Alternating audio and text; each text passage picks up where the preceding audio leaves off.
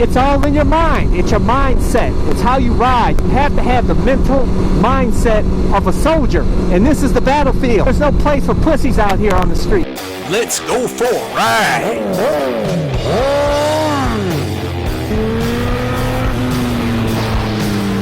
You are watching CycleCruza's all-in-one motorcycle channel. Subscribe today. CycleCruza videos brought to you at 6 a.m. Eastern Standard Time. Top 5 mistakes new motorcycle riders make. Let me tell you this, guys.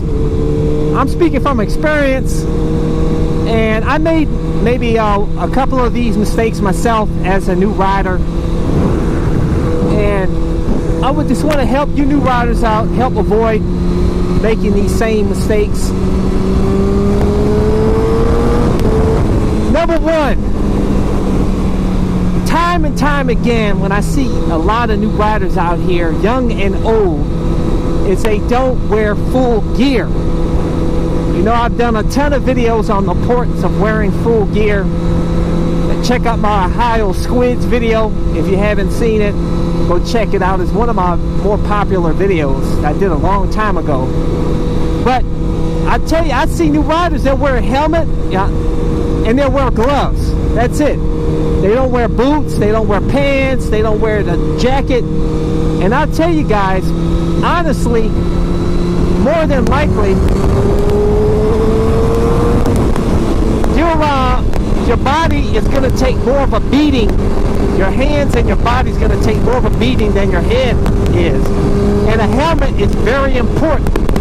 Very important. That's really the number one gear you should wear, definitely. But your body will take a major beating if you go down on your bike. And the last thing you want to deal with is road rash on your body and them having to take skin grafts off of your ass or wherever and putting it on to other parts that you have this road rash on. And it's not pretty. I tell you, you'll have permanent scars all over your body. You look real fucked up. And if you don't believe me and you don't really don't want to take this advice, go check on some of the forums and some of the YouTube videos. There was this one where this girl crashed with no gear on, and she had road rash all on her body. And she did videos telling you guys how fucked up it is and how painful it is. You can't even take a shower. It feels like somebody's pouring acid on your body. I'm telling you guys, don't fuck around. I don't care if you wear a textile jacket, a motorcycle jacket with CE armor in it. Do it. Leather is the best. But the textile jackets and other motorcycle jackets with CE armor that'll help cushion the blow and help prevent skin abrasion, that's what you want to wear. Don't get no cheap ass fucking jacket like I did on my Chinese scooter where I wore that $50 fucking nylon jacket that had like motorcycle stamped on that bitch. Had no CE armor in it, nothing, and I got road rash on my arm when I went down on that Chinese scooter going around that turn. It did absolutely zero. But it probably helped a little better than not wearing nothing at all. You guys that are wearing t-shirts, I'm telling you guys, don't do it. I'm telling you, you're going to be in a world of hurt and pain if you go down. Okay, getting to the next one. Number 2. New riders, what I notice is they ride scared. And I did a video on this, by the way, if you want to go check that MotoVlog out, which is quite popular. You never want to get out here riding scared. Yes, these cagers are dangerous, but the power to save yourself is within you. Your riding skill and riding defensively. I did a whole video, a bunch of videos. Actually, go check out my defensive riding video. That'll help show you, I think, top 5 defensive riding skills that you should have.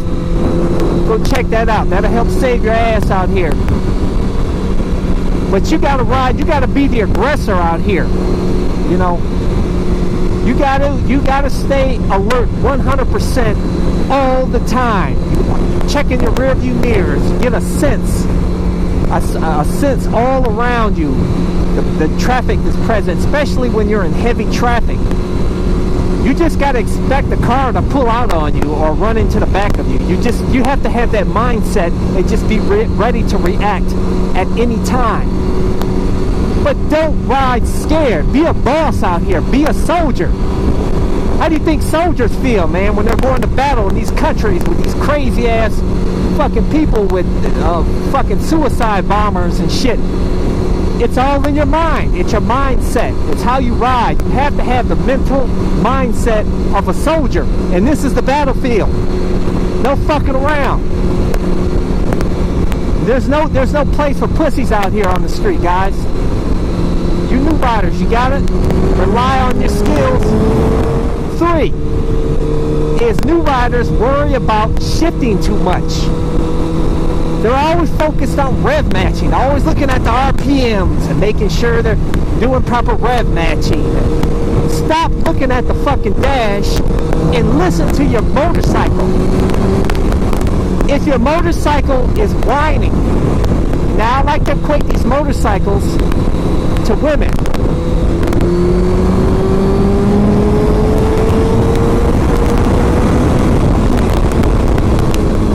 If you hear the bike screaming, just like your woman, if she's screaming at your ass, it's something you done did wrong, you done fucked up. Same with the bike. If it's screaming at you, you're doing wrong. You're in a low gear and you're revving the fuck out of it. Redlining. You don't need to look at the dash to see that you hear that you're redlining it. You can hear it. It'll whine. You don't want it to scream, you know. Not for long extended periods of time, because it's good. Guess what? It's going to damage your fucking engine. It's going to reduce your reliability on your bike, man. Just like a woman. If the woman's screaming at you all the fucking time, guess what? She's going to leave your punk ass and go with another man that treats her better. Same with a bike. They're going to depart from your ass. The engine's going to die on you. Because you were a dickhead and you didn't shift properly on the bike. Listen. Use your ears, not your eyes. Your ears. Okay, number 4. New riders a lot of times, they don't use proper braking skills. They get on a standard bike that doesn't have combined ABS, and they use all front brake because they hear their buddies tell them they should only use the front brake on sport bikes, which is a common misconception. Yes, at the track, you can get by without using your rear brake, but a lot of people do use their rear brake on the track, but you can get by without the rear brake. Out here on the street, you need the rear brake in conjunction with the front brake to help stabilize the bike.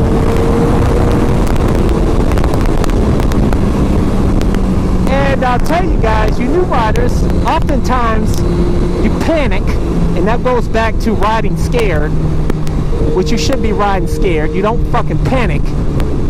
A lot of times you'll grab all front brake because you're doing what you naturally do all the time, which is only using the front brake. And then next thing you know, you're over the handlebars and you have a fucked up day because you use incorrect braking skills. You have poor braking skills. Use both brakes. Unless you have combined... Oh shit.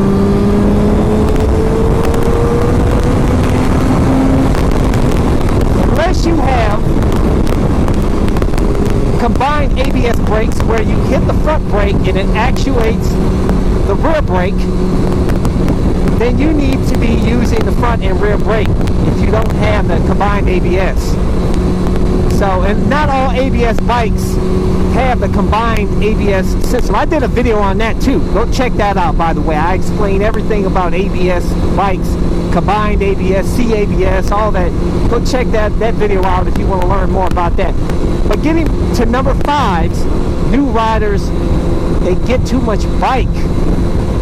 They get too fast of a bike starting out because they listen to a lot of these guys out here, some on YouTube, some in the forums, that tell them to get the fastest bike they can so they don't have to waste time or money going through the power classes, and they have the start on the fastest bike, but be easy on the throttle, which is the worst fucking advice I ever heard.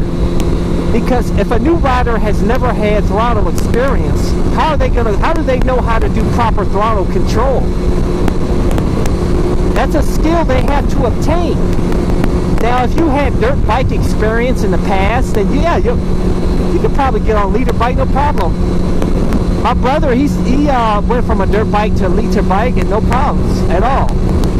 Because he had the throttle experience from dirt bike days. He rode a motorcycle. If you never rode a motorcycle before, or a scooter or anything, do not start on a fast bike. I know a lot of you guys will say these new bikes have the power modes. Just go in the lower power mode and work your way up through the power modes. That's all fine and dandy, but nobody uses those power modes. Let's be honest, that's all marketing bullshit. Nobody uses it. Everybody stays on the fastest power level because they want that power on tap anytime. They don't want to have to go to another fucking power mode. That's why I think those power modes are stupid. Start on a smaller bike, and it's not all about speed, guys. As you see, I have so much fun on my WR250R. I can't wait to put this bike. I love this bike. It's fun going fast like this. You know, all of that.